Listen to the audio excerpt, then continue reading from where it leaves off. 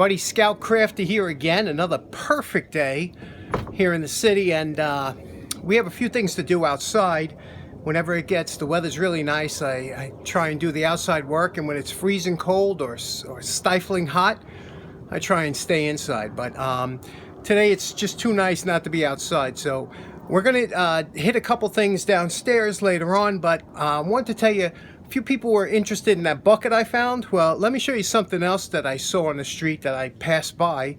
Thought you might be interested. Now, the other day I was driving around the corner from me and I saw this radial arm saw in the garbage, and I can almost guarantee it worked. But my question is to you, would you have stopped and taken it? Now, the reason I didn't pick it up is because, I usually don't like the radial arm saw. I have two of them, and they're my least used tools in the whole shop. So, the last thing I needed was, and they take up a lot of room.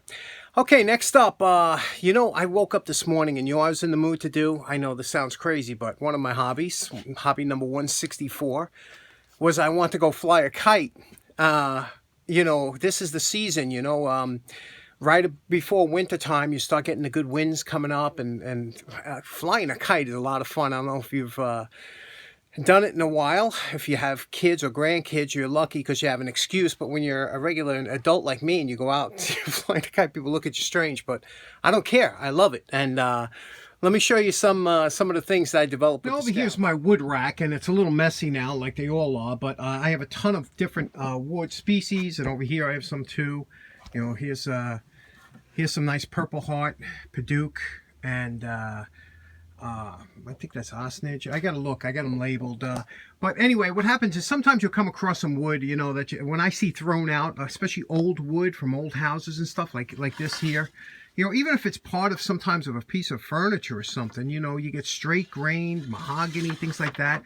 And then I would take it over to the table saw and I would cut small little sections like this. Now, a lot of times I would come across some spruce or pine, and I would cut it in on the strips on the table saw, 1/4 inch by 3/8 or so, just something like that. It's lightweight, it's strong, it's flexible. And this is great wood, and for making kites. And I would make a whole bunch of strips like this, and then I would bring it down to the scout troop and have them make up their kites. Now, this is what's known as a typical diamond or eddy kite. And you can see here, it's a typical triangle. And what you would do, and this is made of Tyvek. Now, Tyvek is a house wrap, and I used to find bunches of this like in a dumpster or something when you're driving around, either building a house, and if they had 10 or 15 feet of this stuff, they would, throw it out. They're not going to piece it together, and you only needed about 3 feet to make a nice kite, and this stuff is super strong. It's a little noisy when it's flying. You could hear, if it's wind, but it really, and what a nice kite it makes. So you basically, you make your cross section and you bow it out to whatever you want. I don't have this finished yet. I have to have my hookup lines, but this is something I would have the scouts build, something like this. But what's interesting is when you get into the real high altitude. I have all different types of kites, as you can imagine, and I have kites that are fun to look at and enjoyable to see, and a lot of times I would go out and even go night flying because, a lot of times the soccer fields and parks and things like that around here are busy during the day. So I would take my kite out at night. And believe it or not, you could fly at night. It's because of the background of the sky. You can really have a good time at night flying. You would think it would get lost in the darkness. It doesn't. But one of the things that I liked, I wanted to go for altitude, and it's when you get a kite that goes a mile or two, it's a lot of fun.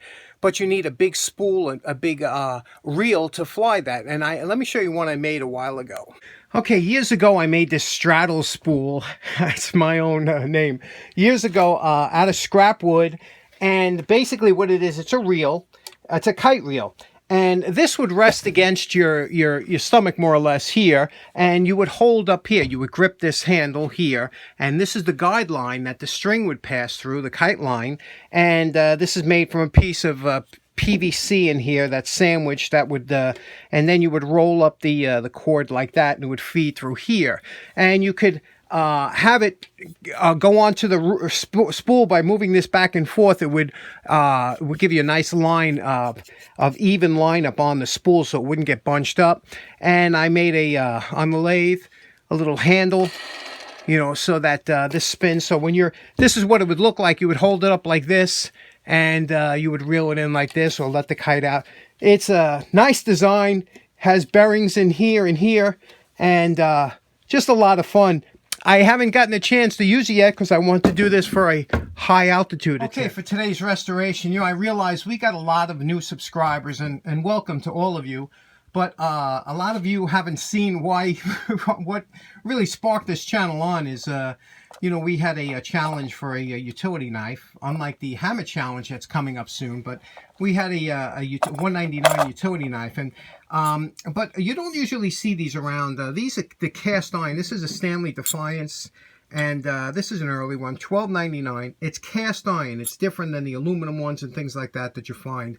And a lot of these were painted all red at the time, you know. And, you know, this one here at one time or another was shellacked by somebody, which is great. I'm so glad they did. It protects it. But let's do this up real quick, because I got this the other, you know, I paid $2 for it or something, and I said I would really like to just do a quick one. Look at, you know, this is the casting, you know, it was a rough casting. So let's do it up nice and see what we can do with this. Only one screw holds the two halves together. Okay, here's the inside. This is where you had your blade storage, and you could see whoever did the varnishing or shellacking or a clear coat did the inside too, which again is nice because it preserved it.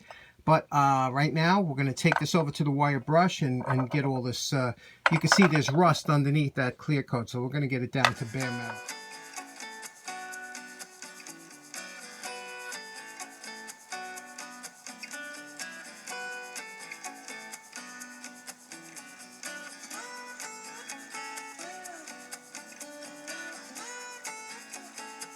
Okay, here we are at our post wire brush evaluation, and we got rid of all the whatever coating that was paint on there, and we'll still get in here a little bit with the Dremel, but right now we got the outside all done up and everything's looking very nice.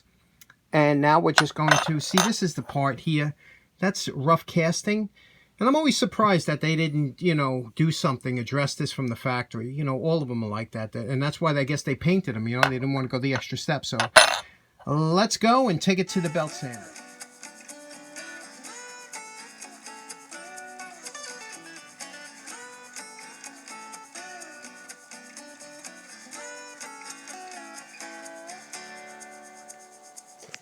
Now you know my favorite part. Remember what this utility knife looked like before we started. And we are calling this project done. Look at how beautiful this is, huh? And, you know, it's not a mirror finish, but the cast iron comes out to a, it's like a soft finish. It's just so beautiful. And look here, I left the pebbles in here, you know, the pebble finish in the inside.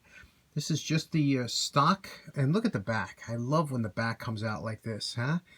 So nice and polished. But if only you could feel this in your hand now. It's just like holding a piece of softened steel. It's so nice. And the letters are all done. And obviously you could tell the little bit of red. You see the red on the inside? That's I painted the inside red so that when you look at it at certain angles, you do see a little red accent, but it's not overpowering. And yeah, I just love this. So if ever you get a chance to find one of these cast iron, Defiance, or a few, Stanley made a few different type, but any of the cast iron, they do come out so nice, and they're such a pleasure to use. So anyway, I hope you enjoyed this kind of a flashback. Thanks so much for tuning in. Have a nice day, and take care now. Bye-bye.